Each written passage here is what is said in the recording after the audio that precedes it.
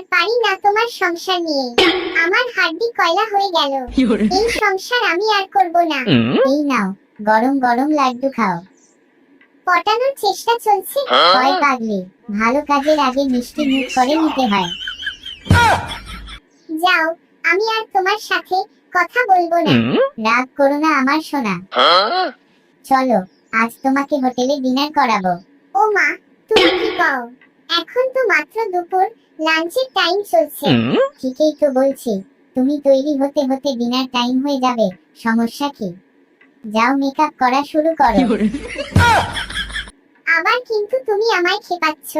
আমার কিন্তু রাগ হচ্ছে। রাগ করো না আমার সোনা। দাঁড়াও, আমি কাল একটা স্বপ্ন দেখছি, তুমি শুনবা। বলো দেখি, তুমি কি দেখেছো স্বপ্নে? রাতে স্বপ্নে এক ডানাকাটা পরী এসেছিল আমার কাছে। ও তাই? তারপর কি হলো? ওহ, কি সুন্দর, একেবারে রূপকথার মতো।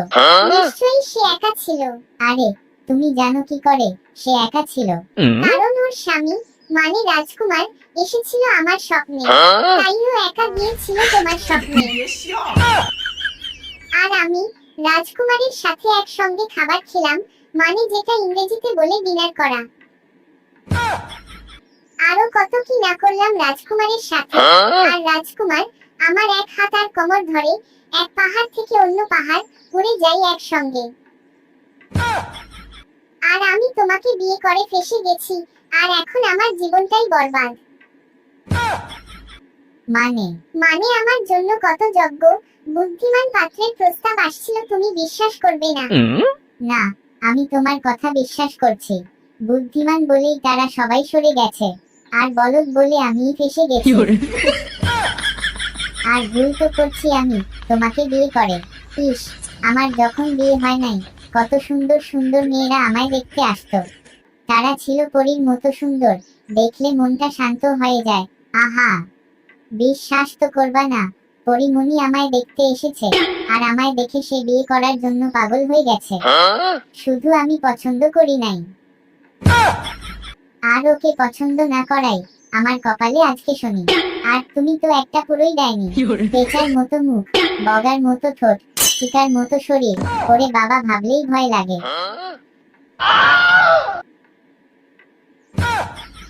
ওরে বাবা, এবার মনে হয় ও খেপে গেছে। ওরে জারুয়া গোলাম, আমায় কি কইলি?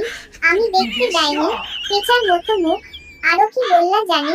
হ্যাঁ মনে পড়ছে, আমার শরীর চিকার মতো। জারুয়া গোলাম, আজকে তোর ভাত খাওয়া বন্ধ। আজকে দেখি তোমার কোন পরি ভাত রান্না করে দেয়। আমার ময়না, আমার সোনা, আমার লক্ষ্মীকে তুমি রাগ করো না। আমি তো শুধু তোমার সাথে মজা নিচ্ছিলাম। ওরে জারুয়া, তুই যদি 12 হইস তাহলে আমি 13।